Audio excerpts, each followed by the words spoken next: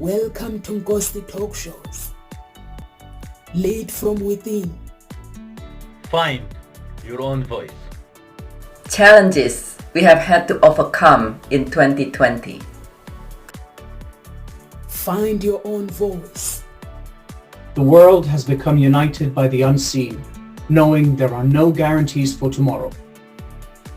Lead from within. Find your own voice. Let the world hear your voice and be filled within. For the day has come for you to be a great leader. The time has come to break away from the pain, distraction, experience the unthinkable.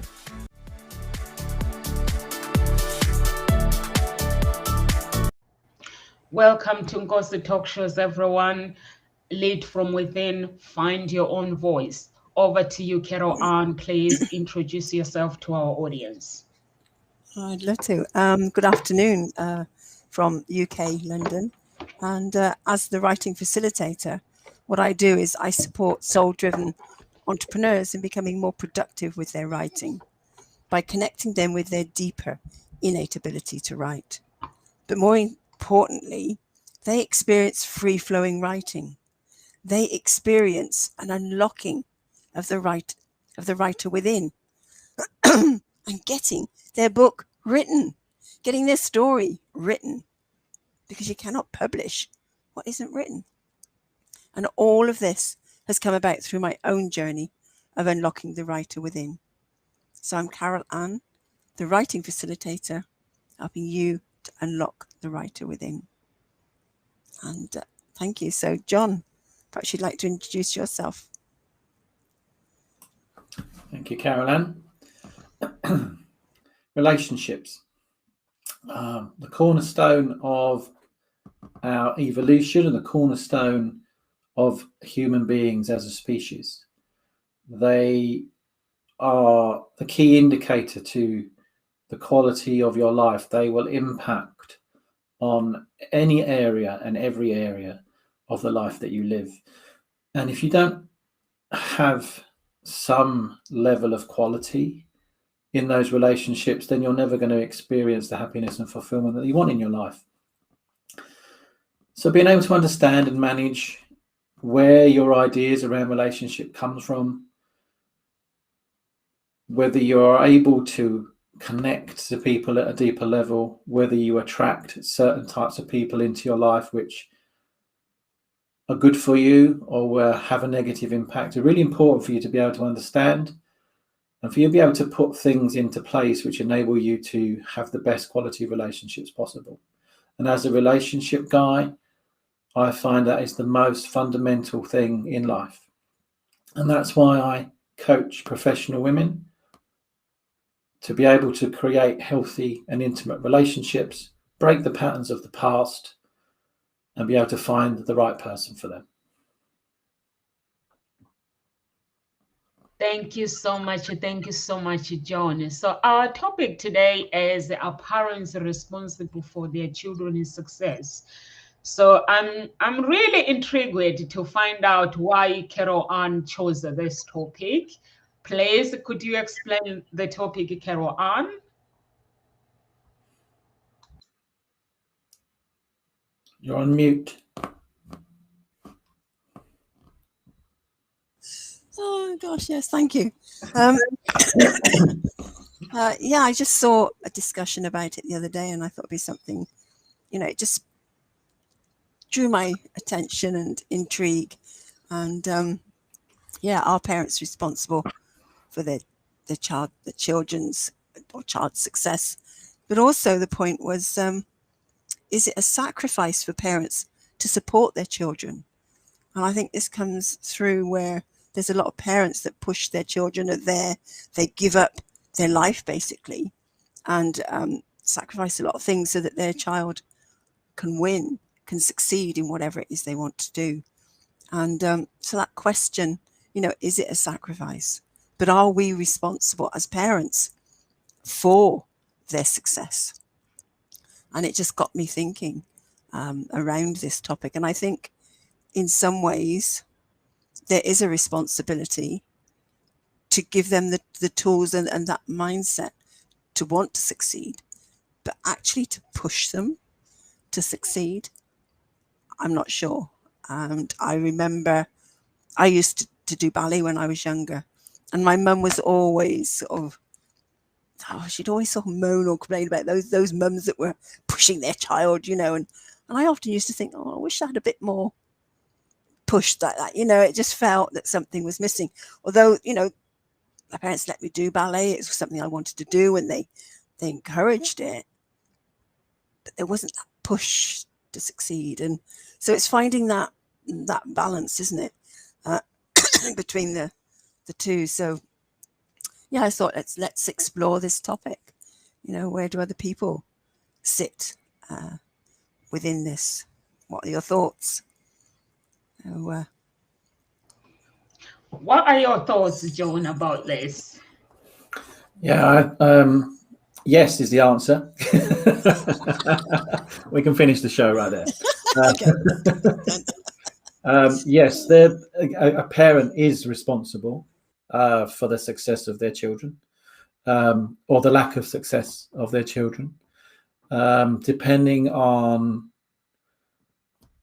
really the way that they interact with their kids, the support they give them, as Caroline said, and whether they are encouraged to be the best version of themselves, really. I mean, there's a difference, like you said, between putting pressure on a child to succeed and supporting a child to succeed, and creating the right conditions for your child to be the best version of themselves and succeed in whatever they put their mind to. As you said about your dancing, I was an athlete. I used to run for Great Britain. And I'd have been a much better athlete if I'd have had some support, if I'd have had encouragement, if I'd have had my parents' interest. I did it all by myself, more or less. Obviously, I had my own athletics coach and I had people that I trained with, but I didn't really have the support and encouragement or the interest from my parents. Didn't have it through school, didn't have any of it, really. So if I had, who knows? But my environment growing up also led me to have a lot of self-doubt, lacking self-confidence. And therefore, every time success came into my life, I had no idea what to do with it. I didn't think I deserved it. And I would do something to sabotage it. And that all came from the kind of messages and stuff that I received as I was growing up. Is it a sacrifice?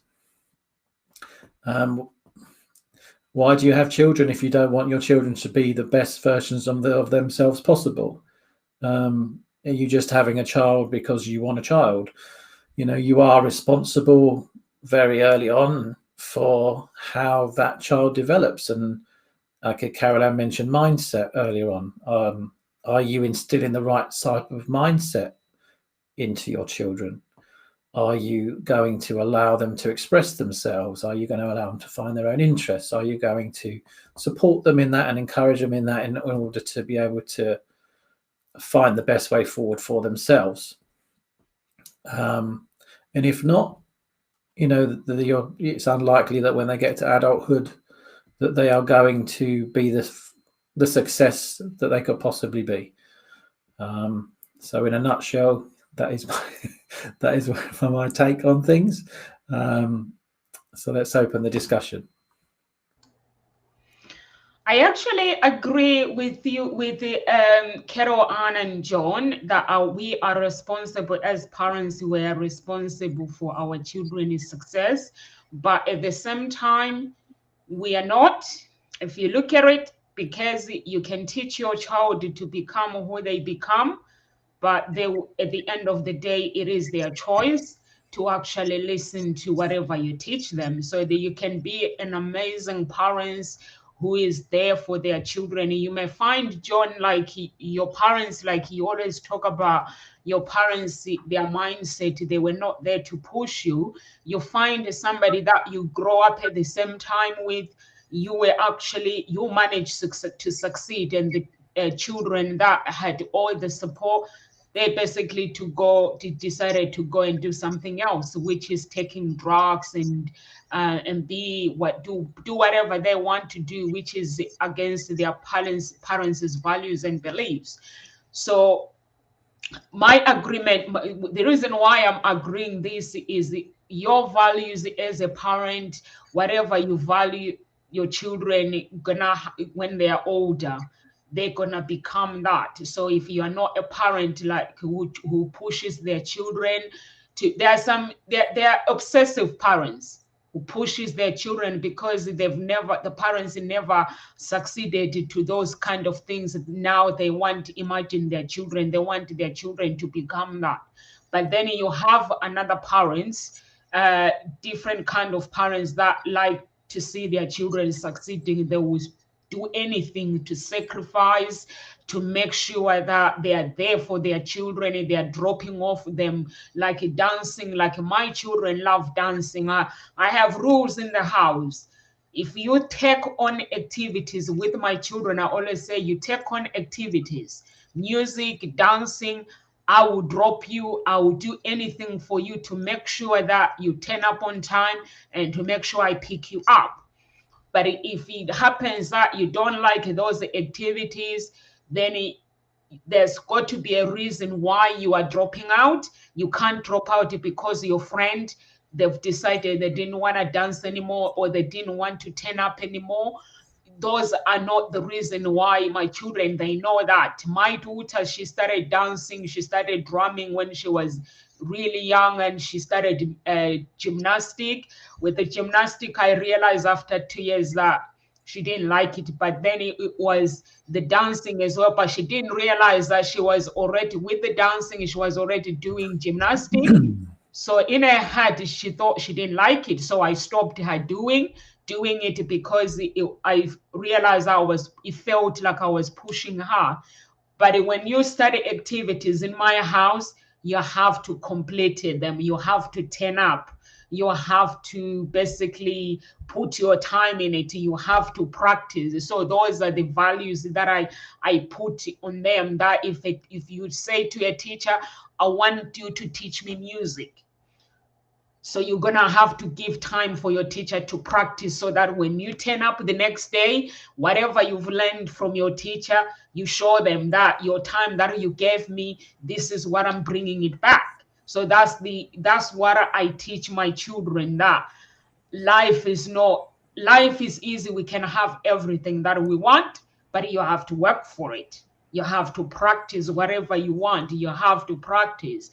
And sometimes they ignore me when I speak, they ignore me. But when their friends are here, like I said to my daughter once, that they were talking about one of their friends. That was 2 years ago. So I started teaching her that when you actually have a friends with somebody, if they upset you, don't talk about them behind their back. If they're not there, make sure whatever you say, make sure they are there so they can defend their character, because when they're not there, they can't defend themselves. So yesterday, my daughter, I thought they're not listening. Yes, a few days ago, she had their friends, and they started talking. They brought the subject about one of the friends. She goes, remember what I told you? We can't talk about her. She's not here.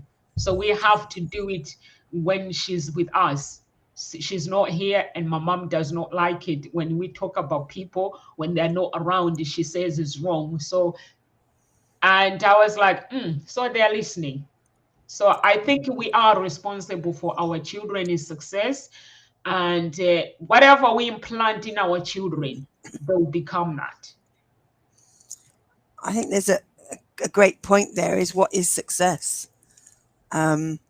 You know, and that was a great thing that that your daughter took on board, was, you know, it's gossiping when you're talking about someone behind their back, and it's not, you know, are they your friend or not? And you don't do that to people.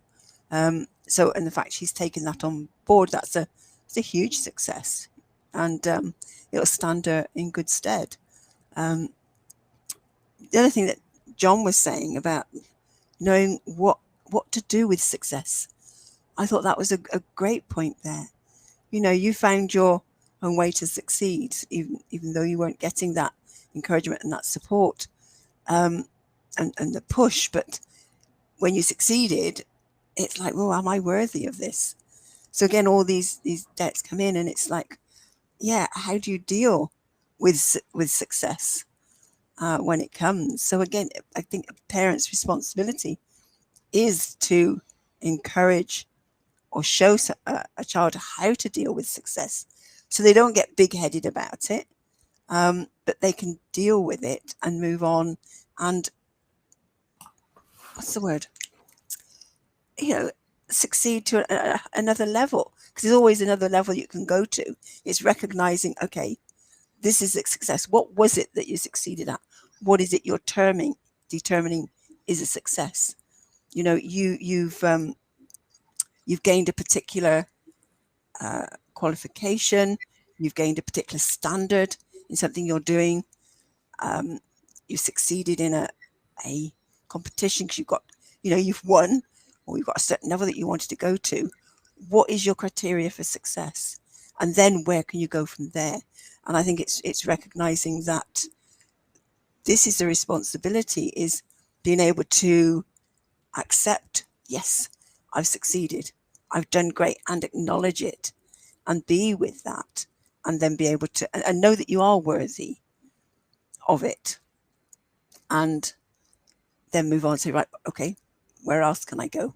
What's the next level to go to? But this pushing versus the commitment, yes, it's important that if they said they want to do something, instill a commitment to seeing it through. And because sometimes it's so easy just to give up. It's like it's a 5-minute wonder, and then that's a pattern that shows up in their life. And so it is recognizing and teaching them to have a commitment, but at what point do they then say enough is enough? I've had enough of this. And you being able to say to them, okay, it is okay to quit. So like we were talking the other day, at what point do you say it's okay to quit something? And the same here, if you're learning something, at what point can you say, I've gone far enough with this. This has served me to this point. I now want to move on. And yeah, as a parent, do you push them and say, no, you said you're going to do it. You've got to keep going. You've got to keep going. And recognize, are you attempting to live your life through your child because you didn't quite succeed at that? And therefore, it's important at all costs that they succeed. And again, it's looking to yourself at, where are you coming from when you're actually supporting your children? And so, yeah, there were some interesting points that came up there.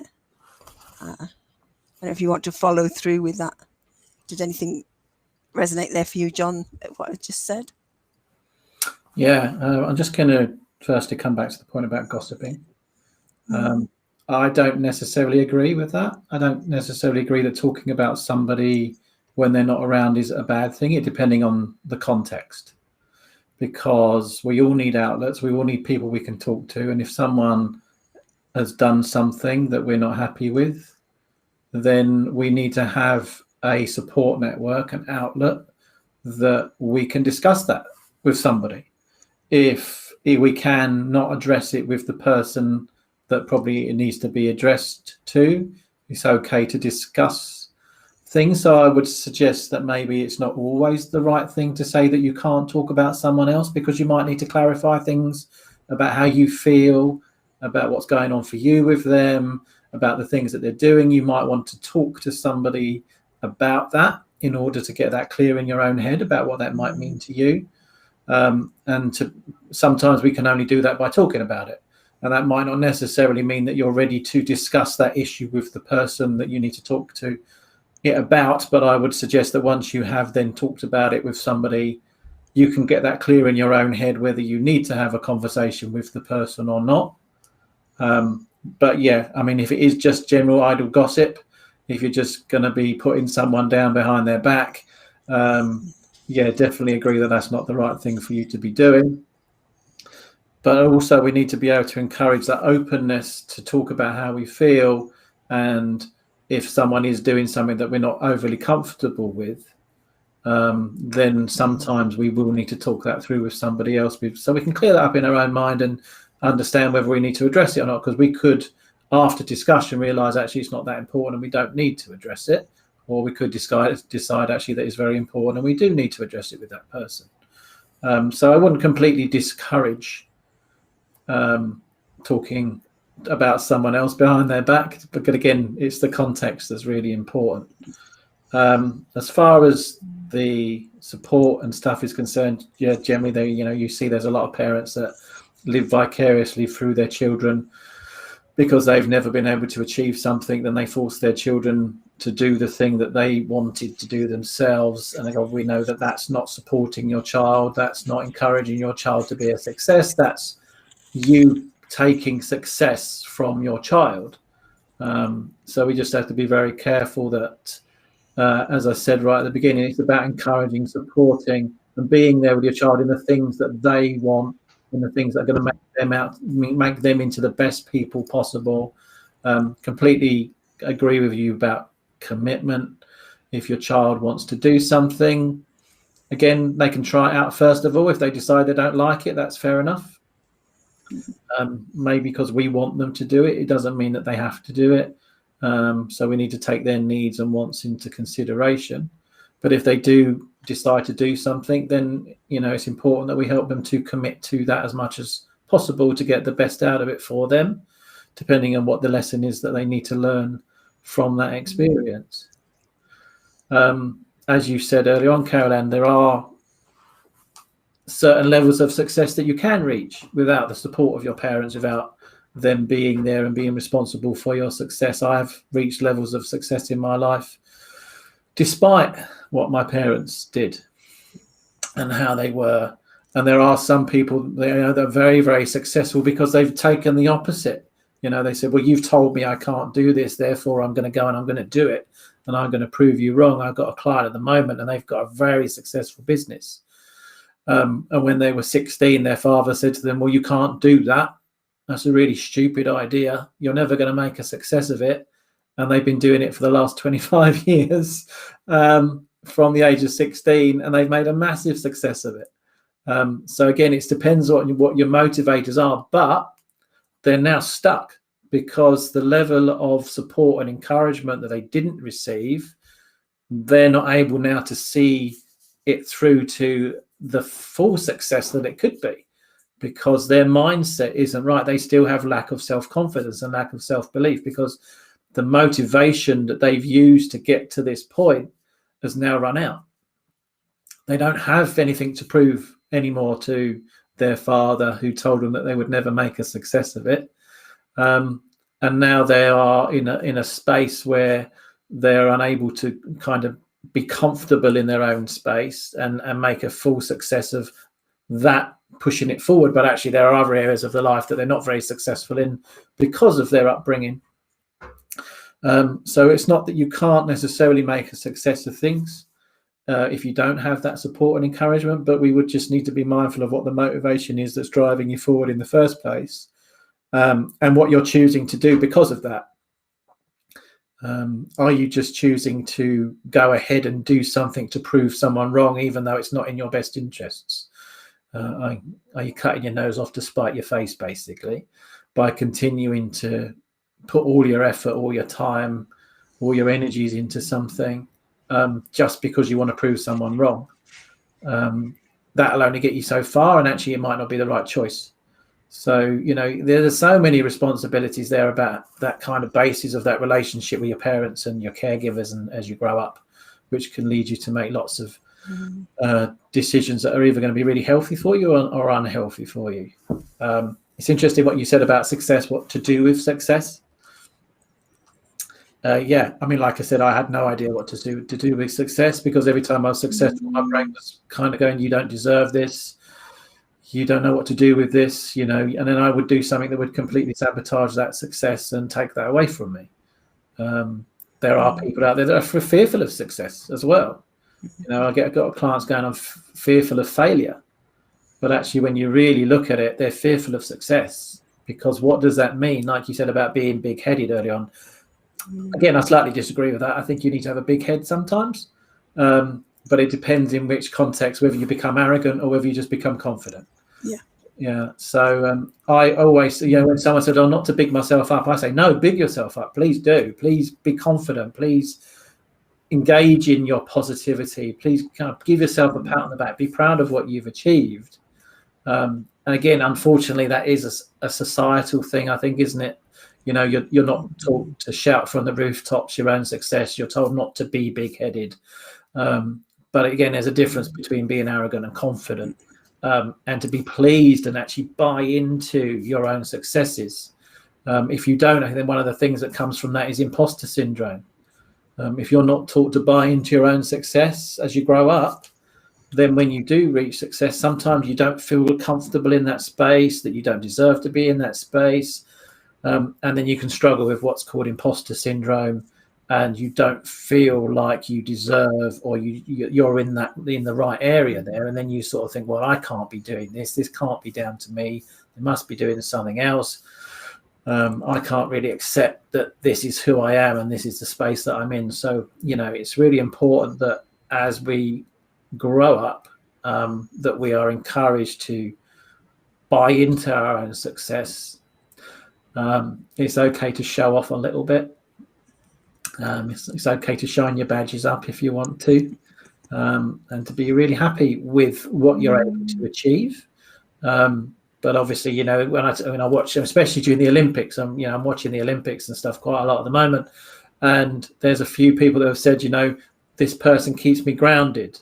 This person enables me to keep my feet on the ground and all that kind of stuff. So it's really important that you don't allow these kind of delusions of grandeur or yourself to get kind of carried away with your own success, that it kind of takes you into that, maybe that arrogant space or a nonchalant space, or I can stop putting in the effort type space, and that the people do help you to keep, and that, again, that's something that could be grounded in your childhood, where you've done really well. That's awesome. Well done for that. Actually, what's next now? Keep your feet on the ground. Let's keep going for this, and those kind of values, as you said earlier on, need to be really instilled at an early age. Otherwise, like you said, we grow up and we have no idea. I have no idea who we are. We have no ideas of our own values, of our own principles, and what drives us forward, what motivates us, and what we're happy with. And as Nomsa said earlier, because you take up a lot of the values and stuff of your parents, and your parents need to be able to encourage you to formulate your own values, your own beliefs. And you'll do that through your own experiences. But again, that can be very difficult sometimes, because you're thinking, oh, well, I don't want to do that, but my parents say that's the right thing to do, or this person showed me this is the right thing to do. Actually, I'd rather do this, but that doesn't feel congruent for me because I've never been taught that that's the right thing. And we can get really confused about what's right for us and what's wrong for us, because we buy into the kind of pathways and everything of somebody else. And that's why the responsibility for kind of the levels of success that we reach is so important for parents to be aware of when they are in their space of their own children. Absolutely. And I love what you said, and you just made that point about gossiping versus needing to talk to somebody about something. Because yes, the only person that you can really sort it out with is the person that's causing the problem.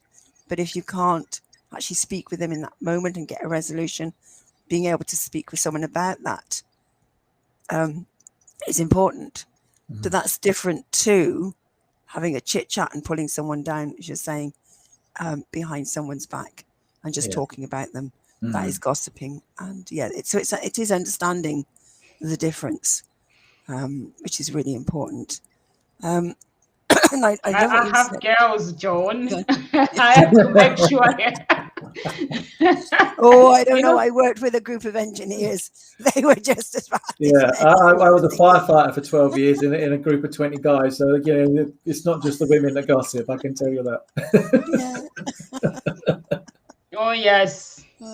I always, when I was growing up, my auntie always said, when the relationship between the siblings is not working, if you have, let's say you have 5 siblings and the relationship is not working, that means that there is a snake in that relationship. So you have to figure out which one is a snake. So I was like, why would you call a human being is a snake? And she's like, anybody that tears people's family apart, that person is a snake.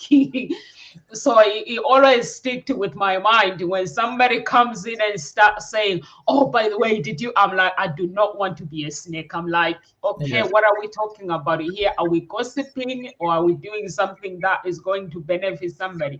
But I always explain to my children that you are allowed to scream if you feel that you want to scream and talk to your friends. It's okay. You can go and scream if somebody has upset you, but then make sure that it doesn't go to a point where you start actually gossiping about that person. If they've made you mad, just explain that I'm angry, I'm upset, or go to their face and tell them that you've made me mad and apologize. And I was telling them that, and they were like, how did you solve things in Africa? I was like, for me, in Africa, when you are at school, you can't gossip about somebody.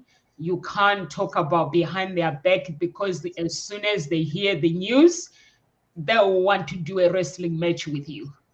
So, and it's allowed to do a wrestling match after school because the teachers are not there. So the police can't get involved. So that's when the children, like when you start wanting to gossip, they're like, in that group, I don't want to get involved. You run. So you learn your values that if you talk about somebody, there are consequences after. So in Africa, we grow up knowing that if I talk about this one behind their back, after school, they hear it, they will be wanting me for wrestling match. So I do not want to wrestle anyone. No, that's not just an African thing, I can assure you of that. In the UK, you get arrested. Yeah, well, back in the day when I was at school, you didn't get arrested for having fights after school. Really? No, it was quite common for those kind of things to be resolved with maybe a fight somewhere behind the garages after school to sort things out, or a wrestling match. Just that point there you said about the snake, actually, it's an interesting, it doesn't, that snake might not necessarily be the kids. In my experience, it could be the parents, because we know that some parents play kids off against one another, don't we? We know they have their favorites. We know there was, to the most extreme kind of example I can think of the top of my head. I had a client a few years ago, and their dad used to make them fight each other for his affection. Literally, he would put the 3 boys in a room and he'd make them fight each other, and whoever won was the one that got the cuddle, got the affection, and he'd take them out and do different things with them, and the other 2 would be left. But they had to fight, literally physically fight each other for his affection. So, you know, it's not that the siblings wouldn't have got on otherwise, it's because the father was putting a massive wedge in between them for his affection all the time. And obviously they clearly grew up with quite a lot of issues in the family because of that, and you know, a lot of really difficult experiences that they needed to manage themselves. So the snake might not necessarily be one of the kids. You could find these kids aren't getting on because the parents aren't parenting them in the healthiest way. Yeah, it's actually, wow, it's an interesting story. Unbelievable, you'd think, wouldn't you? But what, you know, but yeah, that's that you know, it can. Yeah.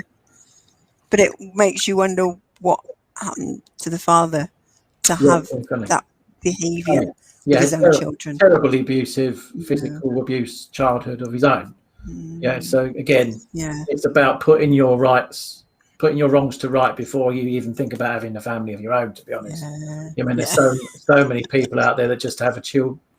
You know, we know the old adage that a child doesn't make any relationship better because of the stress and the pressure that having a child causes. But, you know, there's so many people that have children without resolving their own problems. Clearly, you know, that's what my parents did. They had a lot of issues of their own. So, you know, I can understand that. but then bringing a child into that space is not a healthy thing for that child to be in, especially when it's an extreme as what my client had to go through.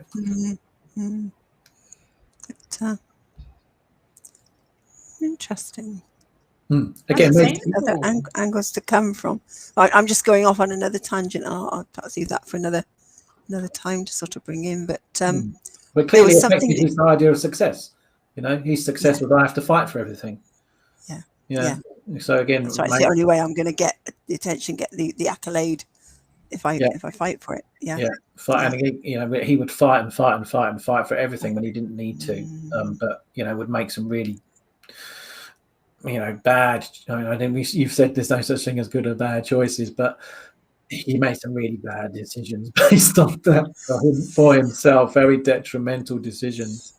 That's the better word, isn't it? Is that detrimental? Yeah. Just they weren't healthy. They just didn't work in the best way possible. Destroyed him. You said early on, Monk, about people taking drugs. He ended up having to take drugs to kind of manage that emotional distress within him in order to kind of block out everything he'd experienced. If a child generally, if you grow up with a secure, I'm big on attachment styles and stuff. If you grow up generally with a secure attachment, you know how to manage emotions, you know how to manage difficult circumstances. So you're not going to turn necessarily to drink, drugs, or anything else in order to help yourself to manage the circumstances that you're in. Sometimes that can be very different if you experience massive trauma later on in life. That can have a massive impact on your ability to cope with things. But on the whole, if you grow up in a secure, supportive and encouraged and loving environment as a child, you learn how to deal with things when they come up, because you've got that secure base, and therefore you wouldn't turn to drink, drugs or anything else in order to manage your emotions or to manage your headspace that you can't cope with, because you're taught that actually whatever happens, you can be okay in that space. Yeah. There's something else that you were saying about someone being told it wouldn't be successful. That won't, they won't succeed at it. And therefore, it was like, I'm going to do this just to prove you wrong. And I can really resonate with that in a sense. And it's only the last few years I've realized where my sort of floundering a bit has come in, is because I had my ex-husband was very sort of negative in a lot of ways. And it felt like I was always having to fight my corner, having to say, no, I'm going to do this, even if he didn't want me to. It was like I had that fight within me, and I don't have that fight anymore. And I started to realize I'm floundering a bit here, because that was how I succeeded by, yes, I'm going to show you, I'm going to do this. Yeah. And so I can really get that there is that point where once that has gone, what do you do? But also, it only takes you so far. And so I can really sort of resonate there. And it's being able to then go, okay, how can I deal with this? How can I move forward? How can I actually motivate myself or get motivation? What is it that will motivate me to up my game, to improve what I'm doing, to succeed at another level, or succeed in somewhere that I'm not succeeding? Because, and I think that's possibly the main thing, is that there may be an area that you're not succeeding in, or getting to where you want to go, and it's like, well, what's stopping you? And it's like, oh, I haven't got this person telling me you won't succeed, so therefore I got to show it. Yeah, so that's called an external driver, right? Yes. And your motivation can be helped by an external driver, but we need to really work on those internal kind of factors, those internal drivers. Is what am I going to get from this? What is my motivation to achieve this? How is this going to help me? How is this going to help other people? What is going to be the outcome of me doing this, and then again being in the right space within your own head to say, okay, that's now what I want to do, and head off in that direction. But like you said, if you don't have that reverse sort of psychology going on where someone says you can't, so therefore you prove them that you can, that can only work so far. And I think it comes then down to, well, what is your why? What is it about what you're being drawn to do? What's your why? And really going in and going really deep into your heart, and then going even deeper into your heart and going, well, I do what I do because I'm really get in touch with that and get the emotional, because it's when you get the emotion in there, because the emotion before was that I'm going to show them. Well, if you can then go into that deeper heartfelt why, which has a deeper emotion, and get in contact with that then can then motivate you to keep moving and to succeed. Is it? And I think that's the key. Tony Robbins says it's emotion creates motion. Yes. That's very true. And generally we don't. If we don't feel it, we don't generally do anything, do we? No. It's like everything. If we don't have an emotional response to something, then it pretty much is because we haven't given it any meaning. Yeah. And if we don't have a meaning to something, then it's really difficult to motivate ourselves to do something. So like you said, finding your why is massively important. Is not what do I want to do, but why do I want to do it? And then if you can figure that out and you can attach an emotional outcome to that, how am I going to feel when that happens? Again, because a lot of the time we've really struggled with that. As I said, imposter syndrome earlier on. What we said about not being able to accept success earlier on. You're going to have that negative emotion, that negative meaning and the connection to doing certain things. And it's about, okay, how do I, if I'm doing this and I'm going to feel terrible, what am I doing it for? If I'm going to do this and I'm actually not going to get any emotional fulfillment from it, what am I doing this for? But like you said, if you buy into your why and you can create that meaning for yourself, hopefully then you can have an emotional attachment to it. And you'll look forward to feeling that emotional outcome. Then you can be really motivated to put your best foot forward and put everything you've got into something to get that. Absolutely. Where are you thinking, Namsa? Where are you? I think for me it is very, very important. I was raised by, my parents are different anyway. They did things different in different ways. They're not parents who interferes with your business. They are people that their job, they knew that their job is to encourage, their job is to basically mentor us.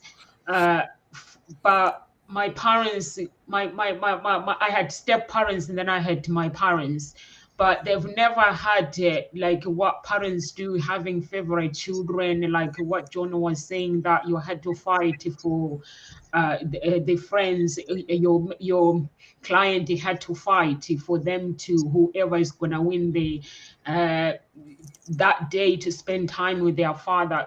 Us, we were never like that.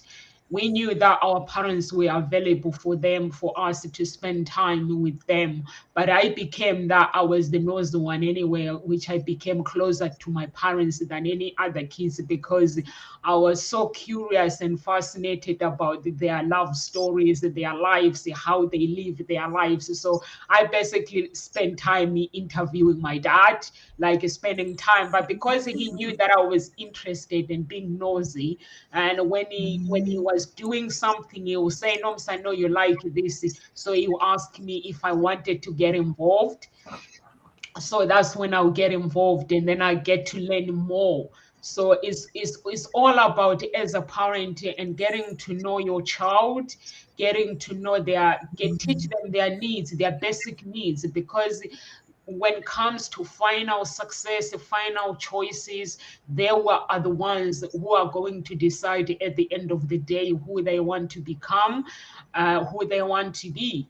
So as a parent, we have to know our boundaries as well. But what I will say is, as a parent, it is your responsibility from the beginning, like when the kids are at school, it's your responsibility to make sure that the homework is done. Because if you can't work with the teachers, I know there are some parents that say, if I send my children to school, there's no need for me to get involved. But for me, I would say, if a parents, if you want your child basically to succeed, this is what I do with my children. I ask the teachers, what part do you want me to play? And they say, you can help with this, your child is behind with this, you can help at home. So I do come here and I help my children, making sure they're reading books, making sure the homework is done, making sure that when they go back to school, they hand over their homework, they've done everything. We're not perfect, but these are the values and beliefs that I implant in them, that whatever happens, I always explain to them that although I grow up in Africa, but I had the opportunities to come here, but it's because I allowed those opportunities to come to me, and I received them, and I decided to act on those opportunities. So I always explain that at the end of the day, you as kids, you have a final say. And for me, I'm not responsible for what they become later, because sometimes parents end up blaming themselves, that I feel that I didn't do a good job. If you are a parent, you do your best with your children. That's all you can do. Do your best. The homework, the thing, if they decide to take drugs, if they decide to get pregnant, it is not your place. But as long as you do your best, like my daughter, she'll come to me, she's 14, she says, I'm going on a play date at this house, this person's house. So I say, you know the rules. If you're going to somebody else's house, that parent you are going to, they need to text me and let me know that you are welcome to their home, so that I know that you're going to their place. So when everything goes wrong, the first stress will be, where did your child go? I can say, here's the text, the parents allow them to come to their house, so the police can go and start tracing. This is where you began. So my daughter knows that when she's arranging for a sleepover, the parents, they have to text me. Without parents, there's no sleepover. It doesn't matter how old she is, as long as she's not 16 or 18. So these are the rules principles that I put in place in the house, that if we are arranging, or even if she's going out, maybe long journey, she's going out with her friends, because now they can go to Reading, we live in Henley. So I say to them, who are you going with? So I need the parents to confirm that you're going with their child. And once it's confirmed, they are good to go. So in that way, I'm not being a very, very strict parent, because I know being a strict parent destroys children. But the door is open for them to go and experience life.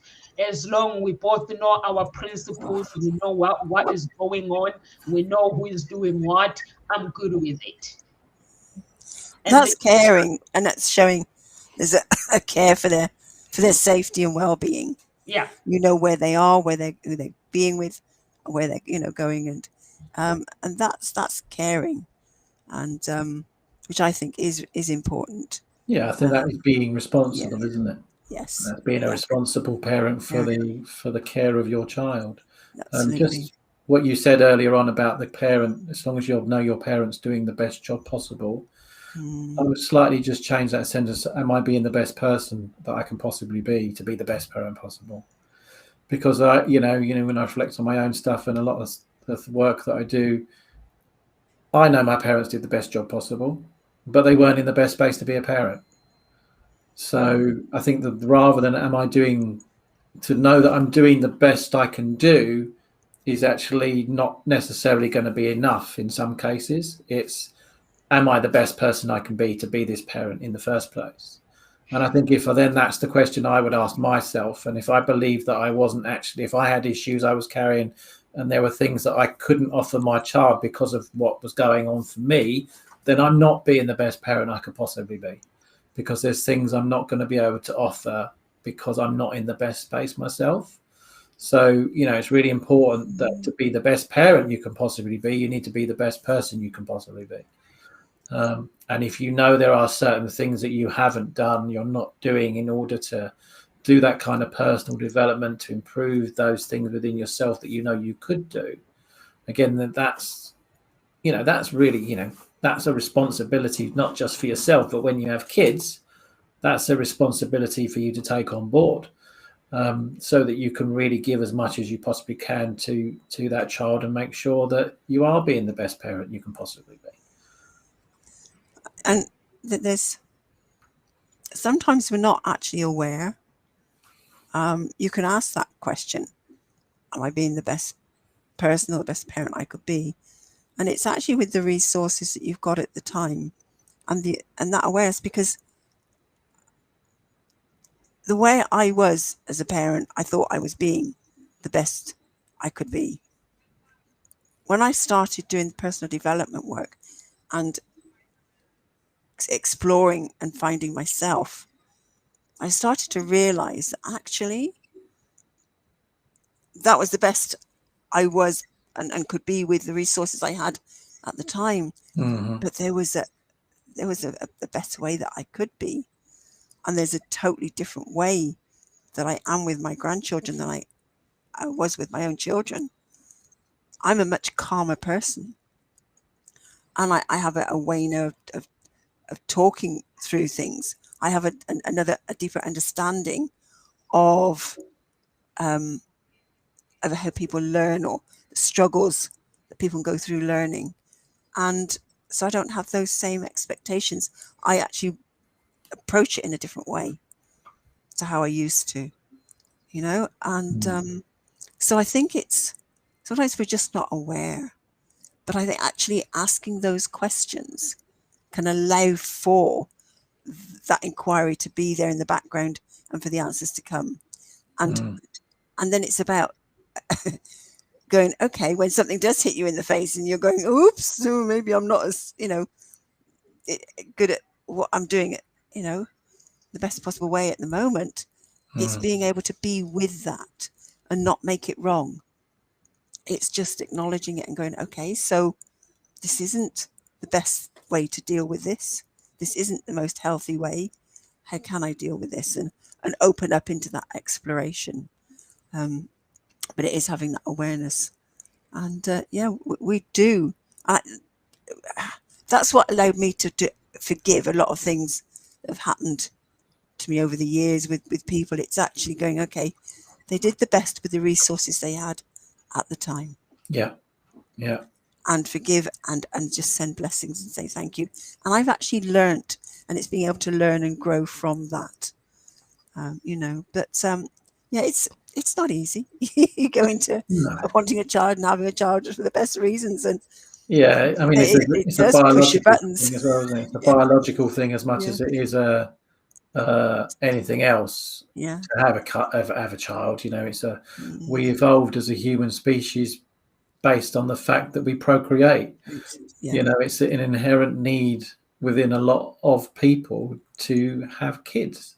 But my suggestion would be is just what you said, reflect on who you are before you decide to make that decision. No matter how much you might really want it, are you the best possible person you can be in order to? But like you said, I think statistically it's between 89 and 94% of the population just go through life doing what they do. They don't even take the time out to reflect. They just do this thing that they've been taught to do as they grow up, and they never look at themselves and go, am I actually in the best place possible to be able to live my life? And they go through their whole life just following what they learned was the right thing for them to do, and they don't ever take the time out to think about that. There's a very quite small percentage of people that do look at themselves and go, am I the best version of myself? Am I going to be able to give enough to somebody else that I'm going to be entirely responsible for? And am I going to be able to mold them into encourage them into be a rounded, positive, capable human being? And again, we don't think about those things on the whole. It's only when we get into, like you said, into this kind of field of personal development and kind of understanding there are lots of things we can do to help us to understand what our journey is and where we want to go, that we actually think about this in the first place. I mean, I know I didn't do any of this stuff until, my mid-30s, really. So all those other years, I just plodded along, doing what I thought, was driven by instinct and what my normal was, and I didn't have any idea I could actually look at my life and go, "Oh, this isn't working very well. How do I change this?" Am I actually being me? Am I being the best person I could be? It's a question that we're not taught to ask ourselves. Until we discover this kind of field of personal development. Or something happens and hits you. Yeah, that's when it gives you that. It's that wake-up call, isn't it? Yeah, because we're just sort of in a sleep, really. We're not really awake, and we just, you say, we go through the motions, and all of a sudden something can hit you, and it's like, whoa, it wakes you up. Yeah. There's something you were saying, Nomsa, about parental responsibility, and I sort of put it in a phrase of, it's about creating partnership with school and with the teachers, rather than making them wrong or you making yourself wrong or your child wrong. It's how can I support you, but also actually being clear on how can the school support you and being a demand for that, being a stand for that. And so it's about creating partnership as to how you can get the best out of your child and have the best experience possible, or learn from whatever they are experiencing. If it's an uncomfortable experience that they're having, how can you learn from it? It's about creating that partnership, isn't it?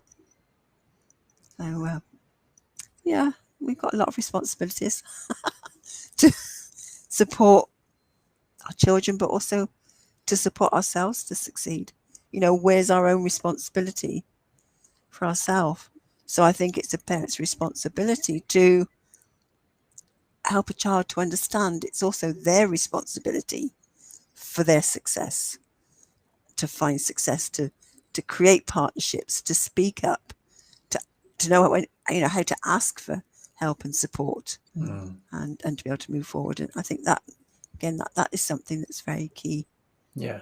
And actually, like you said, taking responsibility for yourself and making sure that you're in that space will create that environment for your child, because you're going to show them and help them and encourage them to do exactly what you've done for you, because you know how beneficial that will be for them as they're getting older, to take responsibility for their actions, take responsibility for their own lives. But it's your responsibility to instill that responsibility. Oh, it's a game, isn't it? I do love it, games. So play the game. It is a game, and also sometimes you'll find that parents, they end up, whatever they've gone through, they end up take it on their children, like to say, I didn't have this, I didn't have this. I find that whatever I didn't have myself when my children are growing, what my children have, for me as a parent, it's not necessary for me to put that burden on my children. I'm always grateful that I basically they are able to experience the experiences that I've never had. And I'm always looking back, like I'm a parent, basically I don't like working away from my children. basically, I always tell my children, regardless of the success that I get, I can either work when they are available. I like picking them up from school, because that's the reason why I started my business. I don't like, even if they have a child minder, I don't like somebody picking my kids from school. I like to be there, pick them up, unless if I'm late, or if I can make it, I would love to pick them from school, because that's the reason why I started my business. But sometimes it doesn't work how I want, but I always make sure that I'm there when they need me, basically. Or even when I'm doing the events, Johnny, you've seen my children are always there. When I'm speaking, my children are always there. In that way, I book a hotel and I say to them, I'm going to speak. Are you coming with me, or you want to go shopping? So they like coming with you, because it's fun. They came once and now they think it's funny to listen to people talking. And when they come home, I think they listen to speakers, different speakers talk, and they use that. So it is good. Yeah, it's a great Am I environment for being them to learn. am I being a good parent? I don't know, but I always let them know that when you're older, please make sure you don't blame me. I'm not the best. I'm just doing what I can. I always making sure they know. I say, please, when you're older, don't say I don't have relationships, or I don't do this because of my mom. I'm like, I'm learning. So know that I'm learning everything. So if I make mistakes, please just forgive me. I'm just learning to be a parent. I'm going this journey and teaching you guys what I know, what I'm learning. So when you're older, if there is something that I've done wrong, or don't dwell on it and say I'm this because of my father or because of my mom. No, that's wrong. I'm like, get a coach or get a therapist and get over and done with. So they know. Yeah, I had a conversation with a client a couple of weeks ago about that, and she was quite concerned. She's like, she said, I'm hoping my kids don't need to speak to someone like you in 20 years' time. And I said, well, if they do, it won't be because of you. It'll be because of their dad.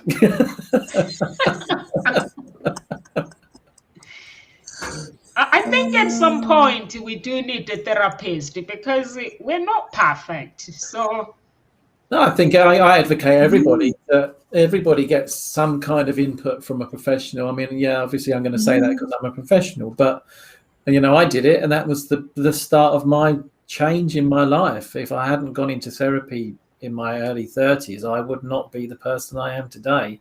It wouldn't have opened my eyes up to this world that I'm now in. And it was only by making that step and thinking, I actually need help.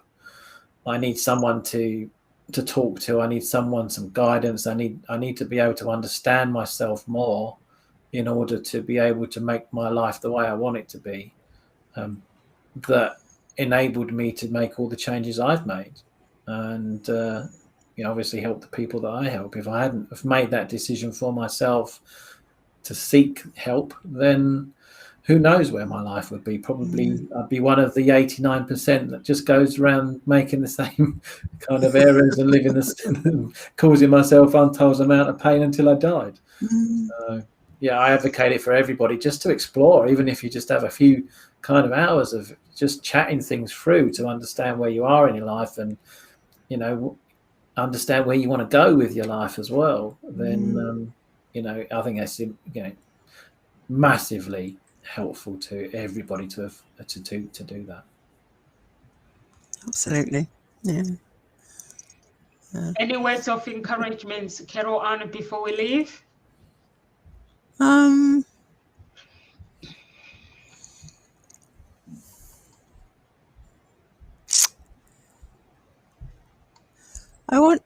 It's just really just know that you're doing the best you can with the resources, and not to make yourself wrong if things don't go the way you perhaps want them to. But do stop and reflect. What is it that you feel you're responsible for? What is it that you're expecting from your children, or expecting from yourself about your children? Where does this come from?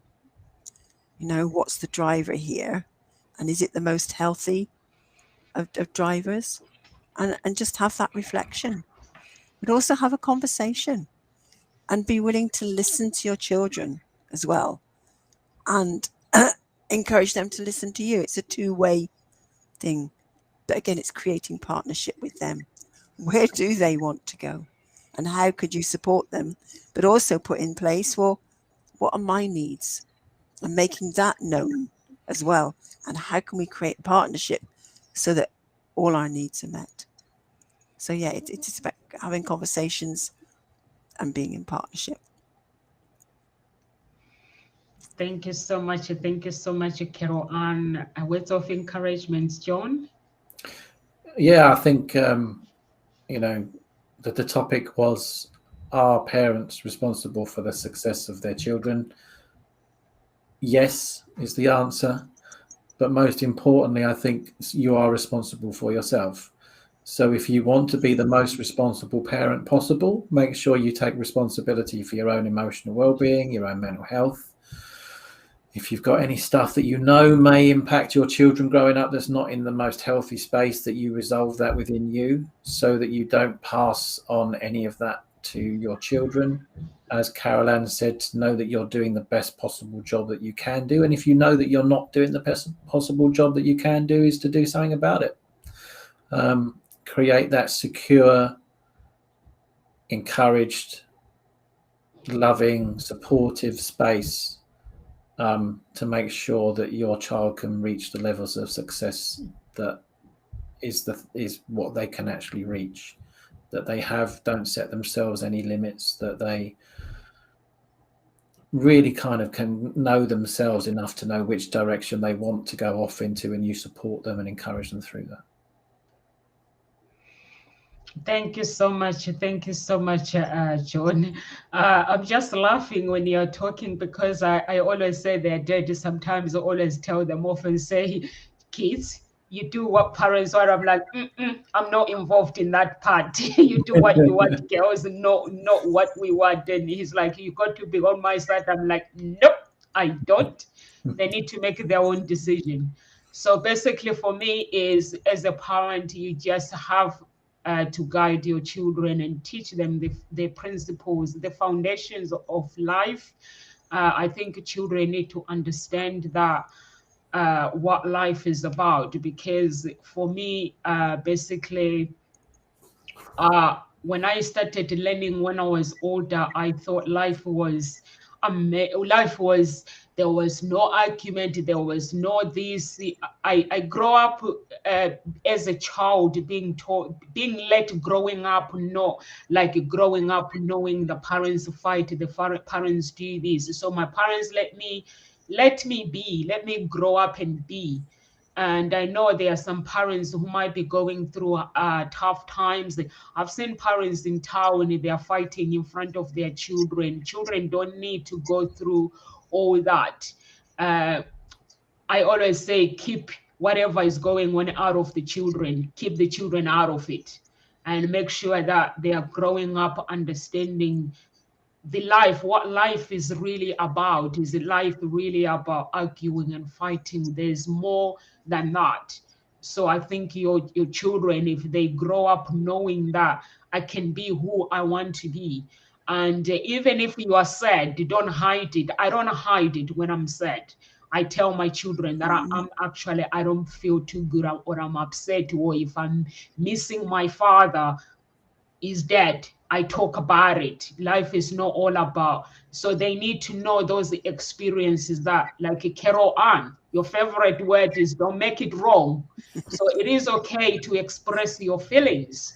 So I teach my children that it's okay to express your feelings. Or if I have upset you, it's okay to scream and say, Mommy, I'm not happy at this moment. It's okay, you get over it. So that's what I would say. Live with somebody and say, teach your children the foundation of life. Whatever you've gone through, they don't need to go through. They can know the basics of what happens in life, but let them grow up and be who they want to be. That is success. Anyone wants to add? No, I think what you just said there is very important, isn't it? What I kind of mentioned earlier on about why people might turn to drugs and drink and stuff to manage their emotions. You're creating a space for your children that they know that it's okay to be sad. They know that it's okay to be angry. They know that it's okay that they're not coping too well. But it's about, like you said, expressing that, and then to know it's going to be okay. You know, it's okay to be sad sometimes, okay to have negative emotions. It's not the end of the world, and that it will pass and you will be okay, and you don't need to, you know, and to be secure enough in that space to know that actually whatever happens, I'm going to be okay. And I don't need to resort to anything too drastic in order to run away from, avoid, get anxious about, whatever it might be, in order to manage that space. So we have a lovely weekend, everyone. We are here Monday to Friday at Ngozi Talk Shows. So if anyone wants to get in touch with us, please go to our page and get in touch with us. Live with grace, everyone, and God bless you.